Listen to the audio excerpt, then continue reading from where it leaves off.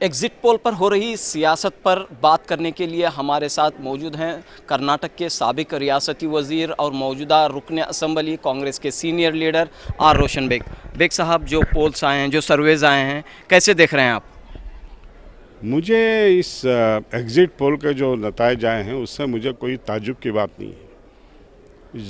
जिस तरीके से कैंपेन चला है, जिस तरीके से ख़ासकर कर्नाटक में जिस तरह जो फ्लॉप शो रहा है कांग्रेस का, उससे मुझे पहले ही से डाउट था कि कांग्रेस को अच्छे रिजल्ट्स कर्नाटक में आने नहीं है। जब आते आते हालात हम देखते गए तो मुझे लगा कि वापस एनडीए सरकार वापस आएगी। मुझे ऐसा लग रहा था पहले दिन से। कुछ लोग मान नहीं रहे थे, मगर पहले दिन से कह रहा था कि मेरे दिल यही कह रहा था कि एनडीए सरकार आएगी। खैर, अब जब एनडीए सरकार आएगी तो मैं मुसलमानों से आजिज़ाना अदबन अपील करता हूँ कि अब थोड़ा सा हालात से समझौता करना सीखो मेरे भाइयों। अब ये हेट का जो मामला है वो फलाना नहीं होना चाहिए, ये नहीं होना चाहिए, सब छोड़ो। हालात से समझौते का मतलब क्या ये है कि बीजेपी से हाथ मिलाएं? अरे ज़रूरत पड़ी तो हाथ मिलाएं। अब कर्नाटक में क्यों? कर्नाटक में जब बीजेपी की सरकार थी तो आज हम हमारा हज हाउस जो देख रहे हैं, हज भवन जो देख रहे हैं, सदानंद गौड़ा उसके चीफ मिनिस्टर थे। उन्होंने 40 करोड़ रुपये सैंक्शन किया था उस वक्त। अब जो इफ्तिताह के दौरान आपने देखा होगा कि सदानंद गौड़ा को मैं बुलाया था और मैंने उनको तहनीत पेश की थी तमाम कर्नाटका का मुसलमानों की जानिब से। जगह उन्होंने दी थी। ये ऐसी बात नहीं है। ठीक है, कोई अगर बीजेपी से अगर जब हाथ मिलाना हो तो हाथ मिलाएं और कहीं एक ही सियासी जमात के दुम छल्ले बैठ के ना रहे। कर्नाटक में मुसलमानों के साथ क्या हुआ? एक ही सीट दी कांग्रेस ने। खैर, इस मामले पर पहले भी, इलेक्शन से पहले भी आपने नाराज़गी जाहिर की थी और खुले तौर पर जो है कांग्रेस को तनकीद का निशाना बनाया था। तो आखिरकार इस पूरे मामले के लिए, इन पूरे हालात के लिए कौन जिम्मेदार है?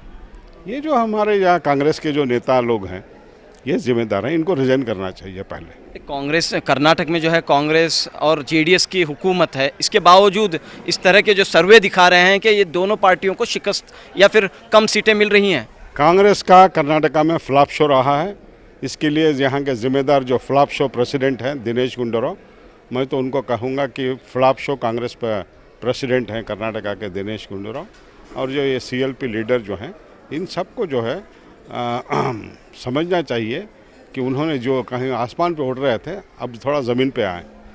लोकसभा इलेक्शन से पहले आपने जिस अंदाज में नाराज़गी जाहिर की थी और ये भी इशारा दिया था कि वक्त आने पर आप पार्टी भी छोड़ने के लिए तैयार हैं, तो क्या आज भी आप अपने फैसले पर बरकरार हैं? मैं फैसले पे बरकरार हूँ। आगे आइंदा देखेंगे कैसा कैसा होता है, कैसे कैसे हालात बदलते हैं, कैसा होता है।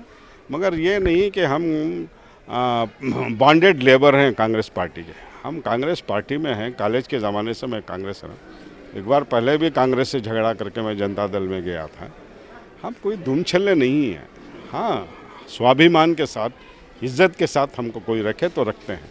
अगर कोई हमको बॉन्डेड लेबर की तरह ट्रीट करना चाहता है तो खुदा हाफिज़। यानी कि अब आइंदा दिनों में कोई ना कोई फैसला आप लेंगे पार्टी छोड़ने का? ज़रूरत पड़ी तो लेंगे, जो भी फैसला ठीक लगता है लेंगे। और मुझे चाहिए, मेरा ये है कि भाई कल फिर 5 साल वहाँ एनडीए की सरकार रहेगी। हो सकता है आइंदा भी फिर 5 साल के बाद फिर एक और 5 साल भी रहेंगे, 10 साल ये हुकूमत रहेंगे।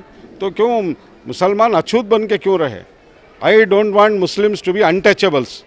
बीजेपी के लिए, एनडीए के लिए मुसलमान अनटचेबल्स ना हो, अछूत ना हो। कहीं आपका रुख बीजेपी की जानिब तो नहीं है? देखेंगे हालात कैसे कैसे बनते हैं। रोशन बेग साहब, हम देखते हैं कि जैसा कि आपने कहा कि ज़रूरत पड़ने पर समझौता करना चाहिए, यहाँ तक कि बीजेपी के साथ भी हाथ मिलाना चाहिए, लेकिन हम देखते हैं कि बीजेपी ने अक़लियतों को कोई मुकाम नहीं दिया, कोई रिप्रेजेंटेशन नहीं दी, कोई नुमाइंदगी नहीं दी। अरे आगे तो बढ़ो यार, आप भी हाथ मिलाओ थोड़ा, आगे देखा जाएगा। अब यहाँ आप, इससे पहले भी जो है बीजेपी में कई लीडर गए, जैसे कि अब्दुल अजीम गए हैं और भी कई लीडर गए हैं, लेकिन उन्हें जो है वहाँ पर जो मुकाम मिलना चाहिए था वो मुकाम नहीं मिला।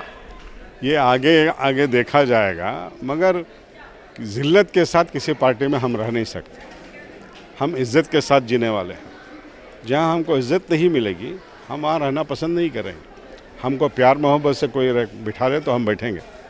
अगर कोई हमसे नाटक करे तो हमें रहना पसंद नहीं होगा। बहुत बहुत शुक्रिया। तो नाजरीन, ये थे साबिक रियासती वज़ीर आर रोशन बेग, जो खुले तौर पर कांग्रेस के रियासती लीडरों के ख़िलाफ़ अपने गुस्से का इजहार कर रहे थे और मुसलमानों को भी ये पैगाम दे रहे थे कि वो हालात के साथ समझौता करें, और ज़रूरत पड़ने पर उन्होंने ये बात भी कही कि ज़रूरत पड़ने पर वो दूसरी पार्टियों और ख़ास तौर पर एनडीए के साथ भी जो है मिल कर रहें। कैमरामैन संदीप के साथ रऊफ़ अहमद, न्यूज़ 18 उर्दू, बेंगलुरु।